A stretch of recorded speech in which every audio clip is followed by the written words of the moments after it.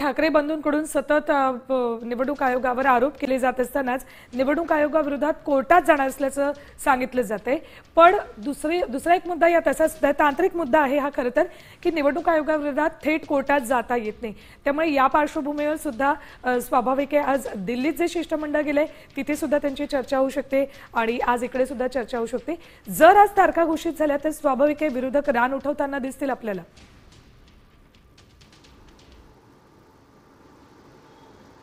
निश्चितपणे कारण जर का पाहायला गेलं तर ज्या काही याद्या जे काही प्रेझेंटेशन मधून राज ठाकरे असेल किंवा मग आदित्य ठाकरे असतील यांनी मनसेने ओव्हरऑल सगळ्या मनसेने जे काही पुरावे दाखवले होते की एकाच घरावरती अनेक मतदार सुलभ शौचालयावरती देखील मतदारांची नावं होती। हा जो सर्व घोळ जो आहे तो महाविकास आघाडीने आणि मनसेच्या नेत्यांनी समोर आणला होता आणि असं असताना 2 ते 3 वेळा निवडणूक आयुक्तांची सर्व शिष्टमंडळाने भेट घेतली होती। आज देखील ते भेट घेणार आहेत आणि वारंवार हीच त्यांची मागणी आहे की जोपर्यंत हा जो घोळ आहे तो पूर्णपणे सुटत नाही, मतदार याद्या जोपर्यंत स्वच्छ होत नाही तोपर्यंत निवडणुका घेऊ नका। मात्र आज 4 वाजता पत्रकार परिषद आहे आणि या पत्रकार परिषदेमध्ये निवडणुकांच्या तारखांची घोषणा होऊ शकते आणि म्हणून कुठेतरी आमची मागणी जी आहे ती तुम्ही पूर्ण करत नाही आणि या एकाच गोष्टीमुळे जे विरोधक आहेत महाविकास आघाडी आणि मनसे जे आहेत ते आक्रमक होऊ शकतात। कारण त्यांनी असेच आरोप केलेले आहेत की महायुती सरकारने जे आहे ते या निवडणूक प्रक्रियेमध्ये घोळ केलेला आहे आणि जास्तीत जास्त मतदार जे आहेत ते वाढवलेले आहेत आणि म्हणून कुठेतरी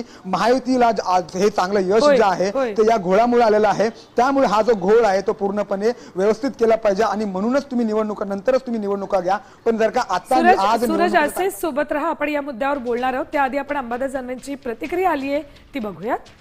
मतदार याद्यामधला घोळ संपला पाहिजे। निवडणूक आयोगाने फक्त स्थानिक स्वराज्य संस्थांना निर्देश दिलेले आहे की डबल टिबल मतदान असू नये याची खबरदारी घ्यावी, परंतु हे काम निवडणूक आयोगालाच करावं लागेल किंवा जिल्हा परिषदेचे गट आहे, नगरपालिकेचे वॉर्ड, हे फक्त ज्या सीमांकन झालेलं आहे त्याच्या पद्धतीनं यादी फोडणं एवढंच काम स्थानिक स्वराज्य संस्था करेल। परंतु मतदार यादीतलं नाव डबल टिबल हे काम निवडणूक आयोगाला करावं लागेल। निवडणूक आयोग आपली जबाबदारी झटकतंय असं वाटतं। प्लॉट्स भूखंड कायदेशीर करण्याकरता अडचणी येत होत्या। आता या अध्यादेशामुळे या ठिकाणी 15 नोव्हेंबर 1965 पासून 15 ऑक्टोबर 2024 पर्यंत 15 नोव्हेंबर 1965 पासून 15 ऑक्टोबर 2024 पर्यंत जी काही तुकडे भूखंडाचे तुकडे अनधिकृत त्या ठिकाणी लेआउट झाले असतील त्या सर्व घरांना प्लॉटला कायदेशीर करण्याचा निर्णय अशा प्रकारचं नियोजन करत असेल तर ते राज्याच्या हिताचं नाही।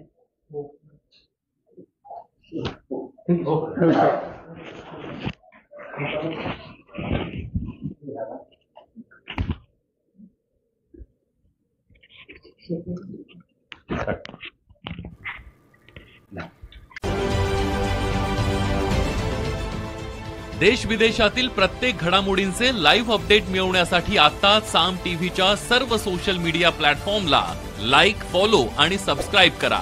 तसंच सर्व नोटिफिकेशनसाठी बेल आयकॉन प्रेस करायला विसरू नका।